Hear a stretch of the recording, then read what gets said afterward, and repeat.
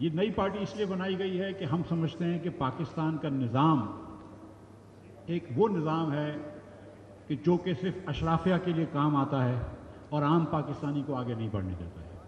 پارٹیوں میں ہم تھے، سردار صاحب، شاہد صاحب، رانا توصیف صاحب، ظہیم قادری صاحب، ظفر مرزا صاحب، میں، ڈاکٹر اظہر صاحب، ڈاکٹر طارق بنوری صاحب، شیخ صلاح الدین صاحب، ہم سب حکومت میں بھی رہے ہیں اور وزارتیں بھی آج بھی ہم کو مل سکتی تھیں، لیکن اس وزارت کا کوئی فائدہ نہیں ہے جس وزارت سے آپ اپنے ملک کا کوئی فائدہ نہ کر سکیں۔ اس وزارت میں کوئی عزت نہیں ہے، اس وزارت میں کوئی مقام نہیں ہے جس سے آپ پاکستان کو بہتر نہ کر سکیں۔ تو یہ نئی پارٹی اس لیے بنائی گئی ہے کہ ہم سچ مچ یہ سمجھتے ہیں کہ صرف لفظی کارروائی نہیں، اصل میں اب پاکستان کا نظام بدلنا ہوگا۔ اور کیوں بدلنا ہوگا پاکستان کا نظام؟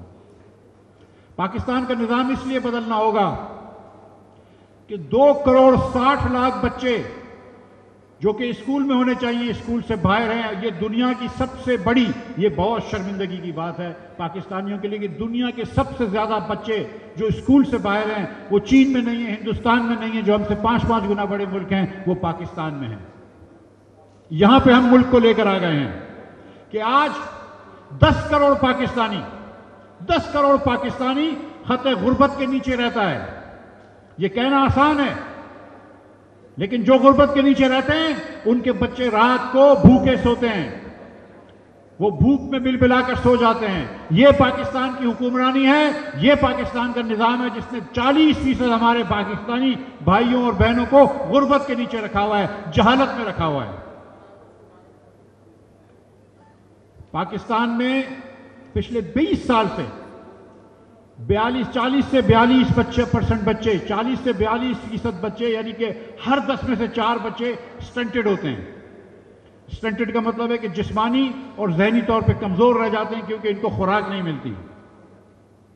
آپ سوچیں کہ جہاں پہ 10 میں سے 4 بچے خوراک کی وجہ سے ذہنی طور پر کمزور ہو جائیں، جسمانی طور پر کمزور ہو جائیں، ان کا کیا مستقبل ہے؟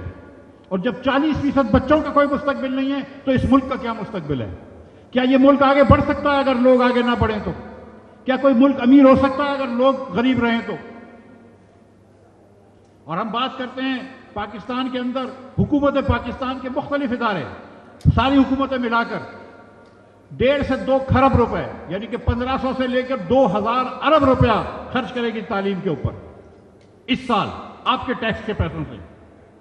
اور پاکستان میں خواندگی کا یہ حال ہے کہ Gambia, Sudan, Comoros, Nigeria, Mozambique, Papua New Guinea, Mauritania, Togo, Malawi, Timor Leste, Yemen, Nepal اور بھوٹان سب ہم سے آگے ہیں۔ ہم اتنے پستگی میں پہنچ گئے۔ یہ پاکستان کے نظام حکمرانی ہے، یہ دیا ہے ہم کو۔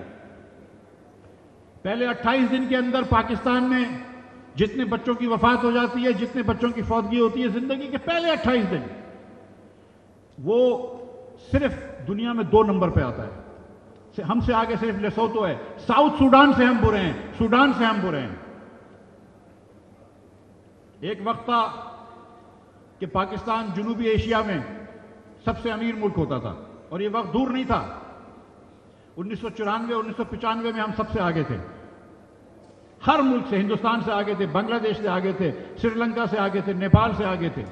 آج ہم بنگلہ دیش سے پیچھے ہیں، ہم ہندوستان سے پیچھے ہیں، ہم سری لنکا سے پیچھے ہیں، ہم مالدیو سے پیچھے ہیں، ہم بھوٹان سے پیچھے ہیں، ہم ہیومن ڈیولپمنٹ میں نیپال سے پیچھے ہیں۔ صرف افغانستان کے علاوہ اس خطے میں تمام ممالک سے، سینٹرل ایشیا کے ہو گئے، ساؤتھ ایشیا کے ہو گئے، پاکستان پیچھے رہ گیا ہے۔ کیوں رہ گیا ہے پاکستان پیچھے؟ پاکستان اس لیے پیچھے رہ گیا ہے کہ پاکستان کا نظام درست نہیں ہے، کہ یہ نظام جو ہے یہ ایک شکاری نظام ہو گیا ہے، جس کو انگریزی میں کہتے ہیں پریڈیٹری اسٹیٹ بن گیا ہے پاکستان۔ یہ ظالمانہ نظام ہو گیا ہے۔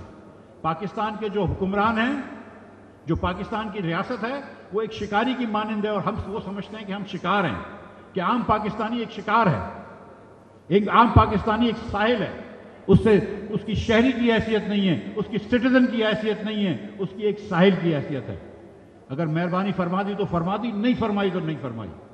اور یہ بجٹ، یہ جو آج بجٹ آیا ہے اس ملک کا، یہ اس کی حکمرانوں کی ترجیحات کی بہترین عکاسی کرتا ہے۔ اس بجٹ میں جس میں آپ نے نوکری پیشہ لوگوں کے ٹیکس ڈبل سک کر دیے. کس نوکری پیشہ لوگوں کے؟ جو 75,000 اور لاکھ روپے کماتے ہیں. جو 75,000 اور لاکھ روپے کمانے والا ہوتا ہے اس کی ٹیکس ڈبل ہو گئی. جو 5 لاکھ روپے کماتا ہے اس کا ٹیکس 91,250 روپے پہلے تھا ہر ماہ کا 5 لاکھ روپے میں سے.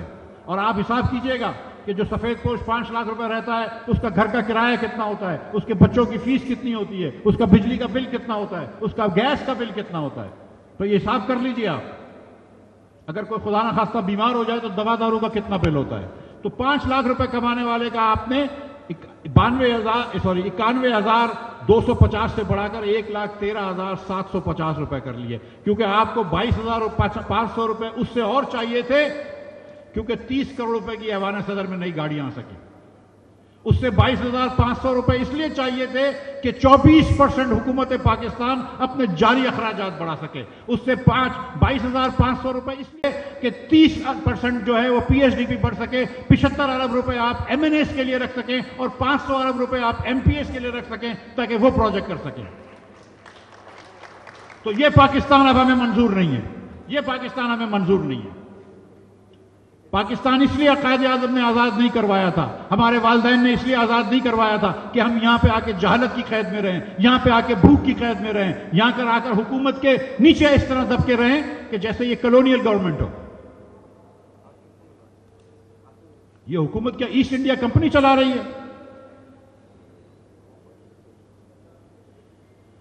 مڈل کلاس پاکستانی کو مارا جا رہا ہے. یہ بات لکھ لیں. دنیا میں 2 اصول ہوتے ہیں ٹیکسیشن کے. ایک کو کہتے ہیں ہاریزونٹل ایکویٹی, کہ ہر انسان جس کی آمدن برابر ہو وہ برابر ٹیکس دے.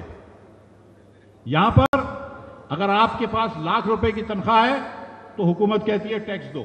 آپ کی 75,000 کی تنخواہ ہے, حکومت کہتی ہے ٹیکس دو. آپ کی 50,000 روپے ماہانہ تنخواہ ہے, حکومت کہتی ہے ٹیکس دو. مگر آپ کے پاس 2,000 ایکڑ زرعی اراضی ہو, حکومت کہتی ہے کوئی بات نہیں, ٹیکس نہ دو. آپ کے پاس 200 کروڑ روپے کا 2 ارب روپے کا مکان ہو, اس پہ پراپرٹی ٹیکس نہیں لگتا. تو یہ تو برابر کا نظام نہیں ہے. یہ برابر کا نظام نہیں ہے. یہ تو شکاری اور شکار کا نظام ہے. یہ نظام نہیں چل سکتا. تو یہ نظام کو بدلنا ضروری ہوگا. ہم اب ساؤتھ جنوبی ایشیا میں سب سے غریب ملک نہیں رہنا چاہتے. ہم افریقہ سے ملکوں سے زیادہ کم تعلیمی یافتہ لوگ نہیں چاہتے. ہم اپنے نوجوانوں کو مایوس نہیں دیکھنا چاہتے. پاکستان میں اتنی مایوسی ہے کہ جب لیبیا سے یونان ایک کشتی جا رہی تھی اور ڈوب گئی اور 300-400 لوگ اس میں جاں بحق ہوئے تو آدھے سے زیادہ پاکستانی تھے. یہ شرم کی بات نہیں ہے کہ ہمارا نوجوان جو ہے وہ اپنی جان ہتھیلی پہ رکھ کر اپنے ماں باپ کو خدا حافظ کر کے جا رہا ہے اور راستے میں ڈوب رہا ہے, مر رہا ہے, لیکن پھر بھی جا رہا ہے. تو آپ نے کیا موقع دیا اس نوجوان کو؟ یہ دلشاد صاحب نے جو بات کی ہے کہ 64% پاکستانی جو ہے وہ نوجوان ہے, ہم نے کیا نوجوان کو موقع دیا ہے؟ ہماری بہنوں کو ہم نے کیا موقع دیا ہے؟ میں کچھ دنوں پہلے آئی بی اے میں گیا تھا, اسٹوڈنٹ سے مل رہا تھا. میں نے پوچھا ان سے کہ آپ لوگوں کو کیا پریشانی ہے پاکستان میں؟ تو ایک بچی بولتی ہے کہ سر ہم تو روڈ پہ چلتے ہیں تو لوگ ہم کو تنگ کرتے ہیں, گاڑی میں جا رہے ہوتے ہیں تو لوگ تنگ کرتے ہیں. یہ کیا معاشرہ بنا دیا ہے؟ یہاں پہ سارا دن ہیٹ کرائمز ہوتے ہیں. کبھی ہم کرسچنوں کو مار دیتے ہیں, اب ہم نے سنا ہے کہ پارا چنار میں ایک ہمارے شیعہ بھائی کو مار دیا. یہ کیا مذاق ہے؟ یہ حکمران ہم کو پروٹیکشن بھی نہیں دے سکتے, ہماری زندگی کا تحفظ بھی نہیں دے سکتے, ہماری عزت کا تحفظ نہیں دے سکتے. یہ نظام نہیں چل سکتا اور اس نظام کو اب نہیں چلنے دیں گے. 30 سال سے پاکستان میں ٹیررزم ہوتی ہے. 1 لاکھ شہادتیں پاکستان دے چکا ہے, سول کی اور فوجی لوگوں کی, پولیس والوں کی. اور ہم پھر ایک مرتبہ آپریشن کر رہے ہیں. اللہ کرے ہم کامیاب ہوں اس آپریشن میں, لیکن پھر اس کے بعد ایسی پالیسیز تو اختیار کرو کہ یہ بار بار نہ کرنا پڑے. یہ بار بار کیوں کرنا پڑ رہا ہے؟ ہم آ کے فوج سے ایک چیز کر لیتے ہیں, کائنیٹک آپریشن جیتتے ہیں, اس کے بعد ہم غلطیاں کرتے ہیں. اور یہ کیوں ہوتا ہے؟ کیونکہ آپ نے غربت کا خاتمہ نہیں کیا, آپ نے جہالت کا خاتمہ نہیں کیا, آپ نے کسی کو امید نہیں دی. کوئی بچہ ٹیررزم کی طرف کیوں جاتا ہے؟ کیونکہ اس کو آپ نے امید ہی نہیں دی. آپ نے کیا دیا اس ملک میں؟ کیا دیا ایک بچے کو؟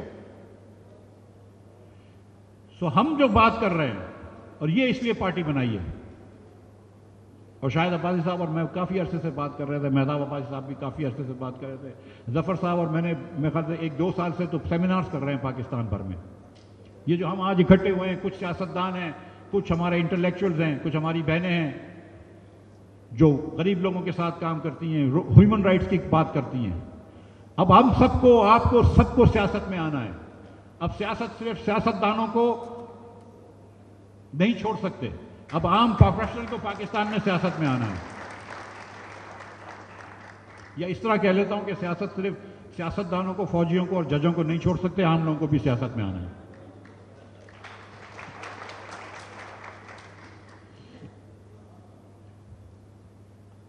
ہم سب کو اس نظام میں بدلنے کی کوشش کرنی ہے. اگر اس پارٹی کو اندر آپ سب ممبر بن سکتے ہیں. اس پارٹی کے 2 رولز ہیں کہ ہر عہدہ ٹرم لمٹ کا ہوگا، 2 ٹرم سے زیادہ کوئی بھی نہیں رہے گا. جو صدر بنے، سیکٹری بنے، نائب صدر بنے، کوئی بھی صوبے کا صدر بنے، شہر کا صدر بنے، 2 ٹرم سے زیادہ نہیں رہ سکتا. اور اس کے بعد نہ اس کا بچہ آئے گا، نہ اس کی بیٹی آئے گی، نہ اس کا داماد آئے گا، کوئی اور شخص آئے گا. تو نہ یہ شخصیت پرستی ہے کہ کوئی ایک ہی مسیحا ہے اس پاکستان کا، نہ یہ خاندان پرستی ہے کہ یہ خاندان نہیں ہوا تو پتہ نہیں پاکستان میں کوئی قہر آ جائے گا. جب بغیر قائد اعظم کے یہ ملک چل سکتا ہے تو بغیر کسی اور کے بھی یہ ملک چل سکتا ہے.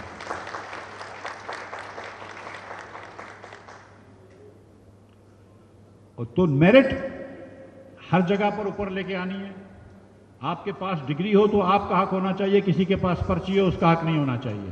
میرٹ کو ہر جگہ کے لے کے آنا چاہیے، اور ہماری پارٹی میں بھی لے کے آئیں گے. اور اگر ہم کوئی غلطی کر رہے ہوں ان میں سے تو یہ آپ کی ذمہ داری ہے کہ ہمارا گریبان پکڑیں. انشاءاللہ تعالی آپ کو یہ حق ہے. تو یہ بات ہم نے کرنی ہے کہ 2 چیزیں پاکستان میں ہم نے کرنی ضروری ہیں نظام بدل کر. جو نیا نظام ہم لے کے آنا چاہ رہے ہیں اس پہ نمبر 1 بات یہ ہے کہ ہر پاکستانی کو آگے بڑھنے کا موقع ملے گا، جس کو انگریزی میں کہتے ہیں کہ ان اکنامک اپرچونٹی فار آل، کہ خواہ وہ مرد ہو یا عورت ہو، کوئی مذہب ہو اس کا، اس سے کوئی تعلق نہیں ہے ہمارا. کسی خطے میں پاکستان کے رہتا ہو، جس کو پیریفری کہتے ہیں، دور دراز میں رہتا ہو، سینٹر میں رہتا ہو، کوئی پاکستانی ہو، جو زبان بولتا ہو، جس رنگ کا ہو، جس صوبے میں رہتا ہو، ہر پاکستانی کو آگے لے کے آنا ہے. پاکستان تبھی آگے بڑھ سکتا ہے کہ ہر پاکستانی آگے بڑھے.